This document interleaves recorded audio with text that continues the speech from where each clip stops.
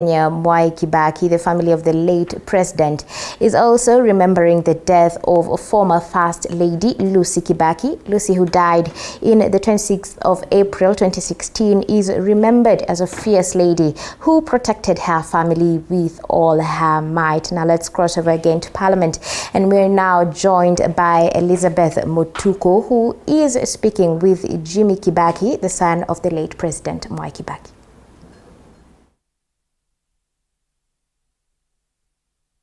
Mutoni Maina, live from Parliament, where the body of the third president of this country, the late Mzee Mwai Kibaki, is lying in state, and also Kenyans are viewing the body as well as leaders, and each and every leader have gotten an opportunity to speak to.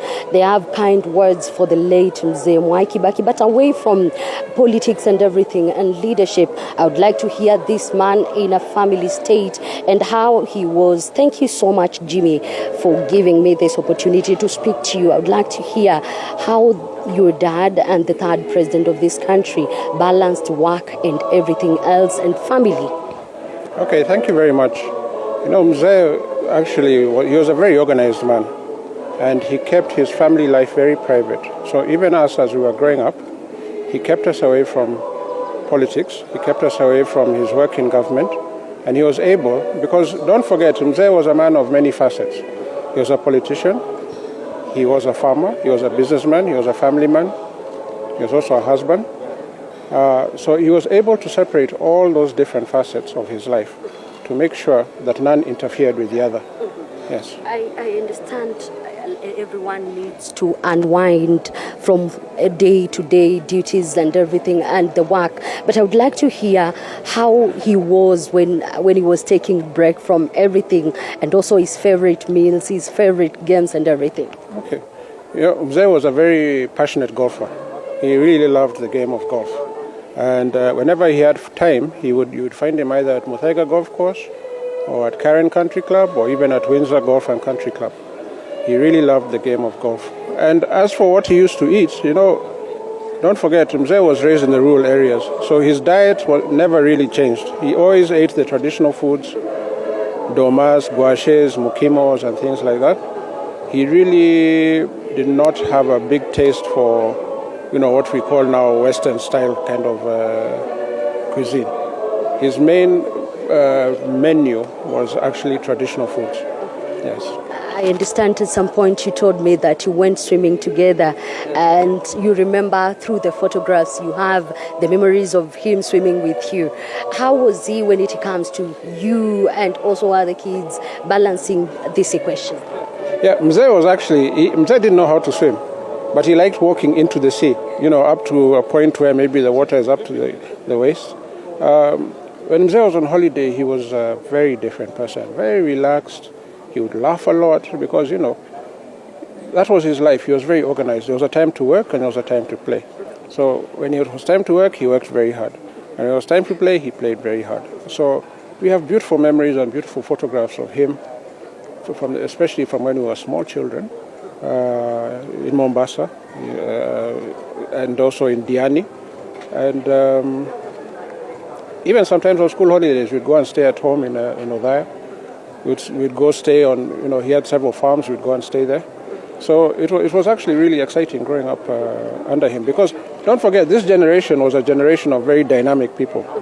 They were not just focused on one thing. A man could be a politician or even a government minister, and he's also a farmer. You know, so they had a very, very diverse, you know, set of interests, and we learned a lot growing up under them. Leadership comes with a lot of pressure. How did he ease his pressure? Remember that politics at some point they blow out of proportion. And how did he even ease up when it comes to pressure? Mzee was not a man you would say was somebody who found dealing with pressure, you know, to be difficult. It was just the nature of the job. In any job, you'll have your good times and you'll have your bad times. The thing is, how do you manage your bad times? So there's no time now to start feeling overwhelmed by the job or feeling stressed. If mistakes have been made along the way, it was your duty to correct those mistakes. It was your responsibility to correct those mistakes, because everybody makes mistakes. So he was never really, I've never really seen Mzee, stressed in the normal sense. Of course, he would get worried, but he would always find solutions to problems. His favorite music and also books, because I understand he was an avid reader. Yes. Well, Mzee read anything he could find his hands on. He read spy thriller novels, he read economics books, he read science books, he read international newspapers, international magazines, local newspapers, He was a very, very, very avid reader, and he was a speed reader. He could read a novel and finish it in 2 hours, but most people would take probably 6-7 hours. Most of his time when he was relaxing, you would find him with something. He could even relax with a paper, a government paper on economic policy. So when most people are reading novels to relax, him is reading policy papers to relax. Of course, like any red-blooded Kikuyu man, his favorite meal, mbuzi. If you gave him some goat ribs with a bit of mukimo on the side, he was happy. He was a grandfather too. How did he relate with his grandchildren? Oh, he loved it. He really loved being with his grandchildren. And actually, from the time he retired in 2013, it was a very beautiful time for him and the grandchildren, because now they could go visit him whenever they wanted.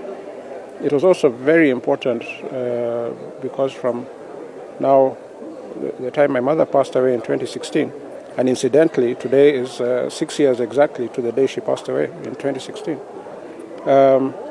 We really now encourage the grandchildren to go see him more and more often. Because I'll tell you, when you're an old man, it's not easy to live alone. And in that sense, women are a lot stronger than men. I've seen women, widows, who have been able to cope very, very well even without their husbands. But for men, it's a bit more difficult. So when they're with their grandchildren, then they don't think too many of those things. And so almost every weekend he would be with his grandchildren. Ma'am Lucy Kibaki, also the First Lady, was a fierce protector of the family. And are there moments, I know you have great memories of the two, but about your mom and your dad, what is the most thing that you remember about them, the favorite thing you remember about them? What I remember about the two of them is that they were a great couple. And what people don't really understand maybe or don't even know, Mzee's political career was a partnership between him and my mother. So even the journey to State House is something that they planned every step of the way. And my mother was always my father's final advisor. He would get advice from so many people, but in the end, usiku, you'd go to his wife and ask her, what do you think about this? I'll even go as far as say that my mother was the most instrumental person in my father's journey to State House. And it was a great partnership, really, really great partnership. The way they raised their family, the way they planned the political career, anything. Even doing, farming projects on the farm, everything they did together.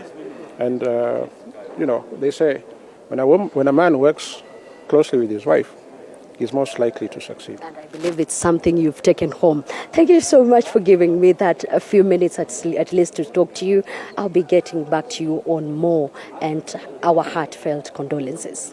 Thank you so much for tuning into TV 47. You've heard Jimmy Kibaki, the eldest son of Mzee Mwai Kibaki, a leader who everyone has termed as iconic when it comes to economy, among other issues. But allow me for now to take a break. When we'll be coming back, we will hear also from Mwananchi what he has to say. Thank you so much, Elizabeth.